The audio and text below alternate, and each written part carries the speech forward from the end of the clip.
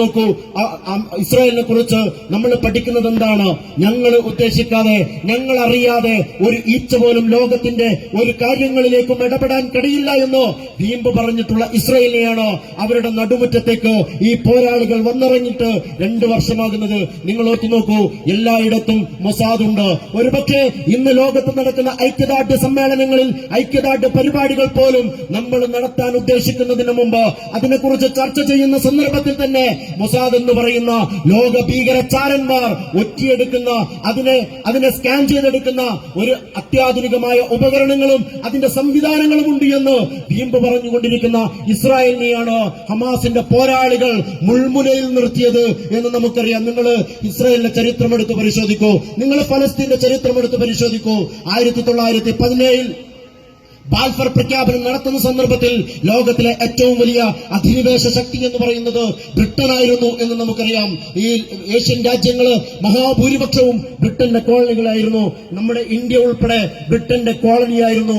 ആ സന്ദർഭത്തിലാണ് ജൂതന്മാർക്ക് ഒരു രാഷ്ട്രം എന്ന് പറയുന്ന ബാൽഫർ പ്രഖ്യാപനം നടക്കുന്നത് എന്ന് നമുക്കറിയാം.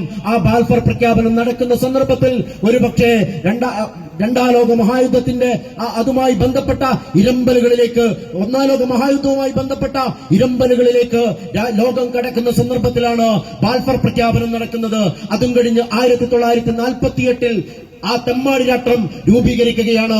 ആ സന്ദർഭത്തിന്റെ ചരിത്രത്തിൽ ആരാണ് ഇസ്രായേലിന്റെ പക്ഷത്തുള്ളത്, ആരാണ് ഫലസ്തീന്റെ പക്ഷത്തുള്ളത് എന്ന് നമുക്ക് ലോകത്തിന്റെ ചരിത്രമെടുത്ത് പരിശോധിച്ചാൽ അറിയാം. നമ്മുടെ രാജ്യമെന്ന് ഫലസ്തീനോടൊപ്പമായിരുന്നു. മഹാനായ ഗാന്ധി പറഞ്ഞു, ഫ്രഞ്ചുകാർക്ക്, ഫ്രാൻസിലെ ജനങ്ങൾക്ക് എങ്ങനെയാണോ ഫ്രാൻസ് അവരുടെ ജന്മഭൂമിയാകുന്നത്, അവരുടെ മാത്രം ഭൂമിയാകുന്നത്, അതുപോലെ ഫലസ്തീനിലെ അറബികൾക്ക് ഫലസ്തീൻ എന്ന് പറയുന്നത് അവരുടെ സ്വന്തമാണ് എന്ന് നമ്മുടെ രാജ്യത്തെ ഗാന്ധി അന്ന് മുന്നോട്ട് വെച്ച നിലപാടാണ്. നെഹ്റു ഫലസ്തീനോട് ചേർന്ന് നിന്നു, ഇന്ദിരാഗാന്ധി ഫലസ്തീനോട് ചേർന്ന് നിന്നു. ഇന്ന് നിങ്ങൾ കേൾക്കുന്ന വാർത്തകൾ എടുത്ത് പരിശോധിക്കൂ. ഇന്ത്യയിലെ ആയുധങ്ങൾ തമിഴ്നാടിലെ പോർട്ടുകളിൽ നിന്ന് ഇസ്രായേലിലേക്ക് കടക്കുകയും ഇന്ത്യ ഉൽപ്പാദിപ്പിക്കുന്ന ആയുധങ്ങൾ ഉപയോഗിച്ച് ഫലസ്തീനിലെ കുട്ടികളുടെ വിരിമാറിലേക്ക് ആ തെമ്മാടികൾ നിറയൊഴിക്കുന്നതുമായിട്ടുള്ള വാർത്ത നമ്മുടെ മുമ്പിലേക്ക് വരികയാണ്. എവിടെയാണ് നമ്മുടെ രാജ്യമുള്ളത്? നമ്മുടെ രാജ്യത്തിന് ഒരു വിദേശ പോളിസി ഉണ്ടായിരുന്നു.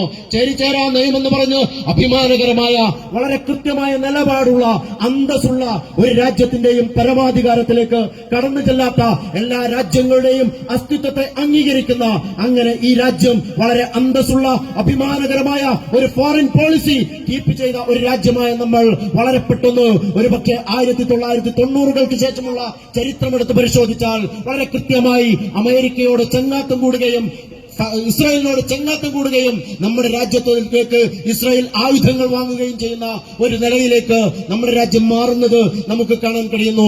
അഥവാ ഇന്ന് ആരാണോ ലോകരാഷ്ട്രീയത്തെ നിയന്ത്രിച്ചുകൊണ്ടിരിക്കുന്നത് അത് വംശീയ ഫാസിസമാണ്. എല്ലാ വലതുപക്ഷ വംശീയതയുമാണ് ഇന്ന് ലോകത്തിന്റെ മഹാഭൂരിപക്ഷ രാജ്യങ്ങളും ഇന്ന് ഭരിച്ചുകൊണ്ടിരിക്കുന്നത്.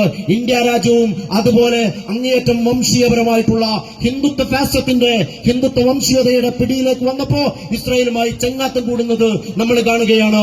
പക്ഷേ ഈ തൂഫാനുൽ അക്സയുടെ ചരിത്രത്തെ, ഈ തൂഫാനുൽ അക്സയുടെ 2 വർഷത്തെ ആ പോരാട്ടത്തെ ഈ ലോകത്ത് മുഴുവൻ ഉയർത്തിക്കൊണ്ടുവരികയും ഈ 2 വർഷത്തിന്റെ അതിന്റെ ചരിത്രത്തെ നമ്മൾ പഠിക്കുകയും ചെയ്യുമ്പോൾ നമുക്കൊരു പ്രതീക്ഷയുണ്ട്.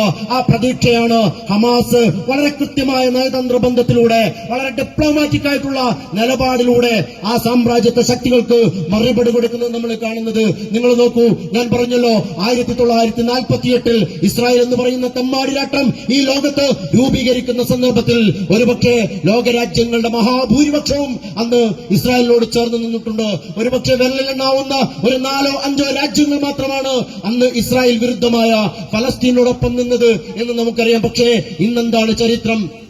ഇന്ന് ഇസ്രായേലിന്റെ ബെഞ്ചമിൻ നെതന്യാഹു യുണൈറ്റഡ് നാഷന്റെ പൊതുസഭയെ അഭിമുഖീകരിക്കാൻ വേണ്ടി അദ്ദേഹം പോഡിയത്തിലേക്ക് വന്നപ്പോ നമ്മൾ കാണുന്ന കാഴ്ച നിങ്ങൾ നോക്ക്. അഥവാ ഞാൻ പറയുന്നത്, പുതിയ കാലം ഈ തൂഫാനുൽ അക്സയുടെ 2 വർഷത്തിന്റെ ഈ വാർഷികത്തെ ആഘോഷിക്കുന്ന സന്ദർഭത്തിൽ ലോക രാഷ്ട്രീയത്തിന്റെ അതിന്റെ ഗതി മാറിക്കൊണ്ടിരിക്കുകയാണ്. അതിന്റെ സൂചിക മാറി സഞ്ചരിക്കുന്ന ഒരു സുപ്രധാനമായ ഒരു സന്തോഷകരമായ അനുഭവമാണ് നമ്മുടെ മുമ്പിലേക്ക് ഈ 2 വർഷം പൂർത്തീകരിക്കുന്ന സന്ദർഭത്തിൽ വരച്ചു കാണിക്കുന്നത് എന്ന് അഭിമാനത്തോടെ പറയാൻ നമുക്ക് കഴിയും. അഥവാ അങ്ങേയറ്റം വംശീയമായ രാജ്യങ്ങൾ തകർന്നുകൊണ്ടിരിക്കുകയാണ്. നിങ്ങൾക്ക് ഓർമ്മയുണ്ട്, ഈജിപ്തിൽ മുഹമ്മദ് മുർസിയുടെ നേതൃത്വത്തിൽ ഒരു ജനാധിപത്യ സർക്കാർ അധികാരത്തിലേക്ക് വരുന്നു. ഒരുപക്ഷെ ലോകത്തിലെ അറബ് രാജ്യങ്ങൾ പോലും പിന്തുണച്ചുകൊണ്ട് ആ മുഹമ്മദ് മുർസിയെ സ്ഥാനഭ്രഷ്ടനാക്കി അദ്ദേഹത്തെ കാരാഗ്രഹത്തിലേക്ക് അടച്ച് അവസാനം അദ്ദേഹത്തിന്റെ മരണം വരെ ആ കാരാഗ്രഹത്തിൽ കാവലിരിക്കുന്ന തെമ്മാടികളെ നമ്മൾ കണ്ടിട്ടുണ്ട്. അങ്ങനെ ഏത് രാജ്യത്തും ജനാധിപത്യപരമായി അധികാരത്തിലേക്ക് വരുന്ന ശക്തികളെ, പ്രത്യേകിച്ച് ഇവിടെയുള്ള സാമ്രാജ്യത്വ ശക്തികളെ, അമേരിക്കയുടെ ഇസ്രായേലിന്റെ താൽപര്യത്തിന് വിരുദ്ധമായി ആരധികാരത്തിലേക്ക് വന്നാലും അവരെ പിടിതുമാറ്റുന്ന, അവരെ ജനാധിപത്യ വിരുദ്ധമായി സഖ്യകക്ഷികളെ ചേർത്തുപിടിച്ച് ഇല്ലാതാക്കുന്ന അധികാരത്തിലേക്ക് പുറത്തേക്ക് തള്ളുന്ന കാഴ്ചയാണ് നമ്മൾ ഈജിപ്തിൽ കണ്ടത്. പക്ഷേ കാലം മാറിക്കൊണ്ടിരിക്കുന്നു. എല്ലാ ഏകാധിപതികളായ ഭരണകൂടങ്ങളും സ്തംഭിച്ചു നിൽക്കുന്ന ഒരവസ്ഥയിലേക്ക് ലോകത്തിന്റെ രാഷ്ട്രീയ ക്രമം മാറിക്കൊണ്ടിരിക്കുന്നു എന്ന് നമ്മൾ തിരിച്ചറിയണം. അതാണ് ബംഗ്ലാദേശിൽ നമ്മൾ കണ്ടത്. ഹസീന വാജിദ് എന്ന് പറയുന്ന ഒരുപക്ഷെ ഇന്ദിരാഗാന്ധിക്ക് ശേഷം അയൺ ലേഡി എന്ന് അറിയപ്പെട്ടിരുന്ന ഏറ്റവും വലിയ ധിക്കാരിയായിട്ടുള്ള ഹസീന വാജിദ് ഒരു സുപ്രഭാതത്തിൽ നമ്മൾ കാണുന്നത് ഡൽഹിയിലെ എയർപോർട്ടിലാണ്. അഥവാ ജനങ്ങളുടെ മുമ്പിൽ നിന്ന് ഓടി രക്ഷപ്പെട്ടുകൊണ്ടിരിക്കുന്ന കാഴ്ച നമ്മൾ കാണുന്നു. ഇപ്പൊ നമ്മള് ജനറേഷൻ ജൻസിയുടെ പ്രക്ഷോഭം നമ്മൾ വിവിധ രാജ്യങ്ങളിൽ നിന്ന് കണ്ടുകൊണ്ടിരിക്കുകയാണ്. അഥവാ ഞാനൊരു കാര്യം പറഞ്ഞുകൊണ്ട് അവസാനിപ്പിക്കുന്നു. നീതിയുടെ തേട്ടവും നീതിയുടെ പക്ഷവും പുറകോട്ട് പോവുകയോ അത് പരാജയപ്പെടുകയോ ചെയ്യുന്ന ചരിത്രം ലോകത്തിന്റെ ചരിത്രമെടുത്ത് പരിശോധിച്ചാൽ നമുക്ക് കാണുക സാധ്യമല്ല എന്ന് നിങ്ങൾ തിരിച്ചറിയേണ്ടതുണ്ട്.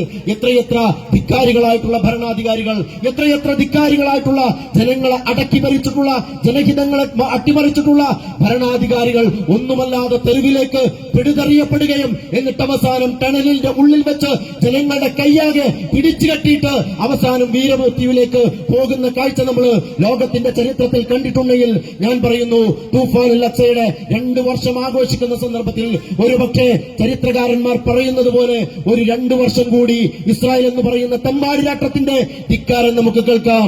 അതിനുശേഷം ഒരു പുതിയ പ്രഭാതം സാധ്യമാണ്. അത് നീതിയുടെ പക്ഷത്തിന്റെ വിജയമായിരിക്കും. ഫലസ്തീനിലെ മക്കൾ വിജയിക്കുക തന്നെ ചെയ്യും. അതുപോലെ ഈ രാജ്യത്ത് അടിച്ചമർത്തപ്പെടുന്ന ജനവിഭാഗങ്ങൾക്ക് അവർക്ക് അധികാരം സാധ്യമാകുന്ന ഒരു ദിനം വരും. അവർക്ക് പിന്തുടർച്ചാവകാശം കിട്ടുന്ന ഒരു ദിനം വരും. ആ ദിനത്തിനായുള്ള പോരാട്ടം ലോകത്ത് നിഷേധിക്കാൻ നിങ്ങൾക്ക് സാധ്യമല്ല. നിങ്ങൾ നോക്കൂ, എന്താ കേരളത്തിൽ സംഭവിക്കുന്നത്. നമ്മൾ ഫലസ്തീനോടൊപ്പമാണെന്ന് നമ്മൾ പറയും. എന്നാൽ ഫലസ്തീനുമായി ബന്ധപ്പെട്ട ആശയപ്രചരണങ്ങൾ നടക്കുമ്പോൾ അതിനെ തടയിടുന്ന ഭരണകൂടവും അതിന്റെ ഇംഗിതങ്ങളെയും നമ്മൾ കാണുകയാണ്.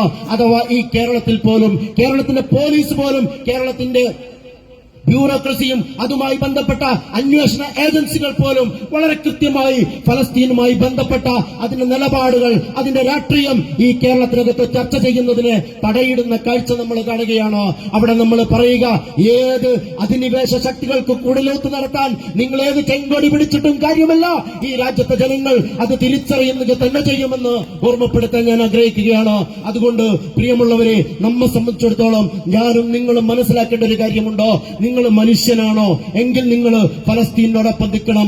നിങ്ങൾ മനുഷ്യത്വത്തോട് നിങ്ങൾക്ക് വിധേയത്വമുണ്ടോ എങ്കിൽ നിങ്ങൾ ഫലസ്തീനോടൊപ്പം നിൽക്കണം. ആ ഫലസ്തീനോടൊപ്പം നിൽക്കുമ്പോൾ ഞാൻ എന്റെ പ്രിയപ്പെട്ട കൂട്ടുകാരോട് ഒരു കാര്യം പറയുന്നു, എന്റെ ചെറുപ്പക്കാരോട് ഒരു കാര്യം പറയുന്നു.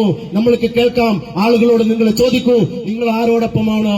അവര് പറയും, അഭിമാനത്തോടെ പറയും, ഞങ്ങൾ ഫലസ്തീനിലെ കുട്ടികളോടൊപ്പമാണ്. അത് കഴിഞ്ഞിട്ട് അവര് KFC കഴിക്കാൻ പോകും. അത് കഴിഞ്ഞിട്ട് അവര് ഇസ്രായേലിന്റെ ഉൽപ്പന്നങ്ങൾ വാങ്ങാൻ പോകും. അവരെ സംബന്ധിച്ചിടത്തോളം അതിനെക്കുറിച്ചൊരു നിലപാടില്ല.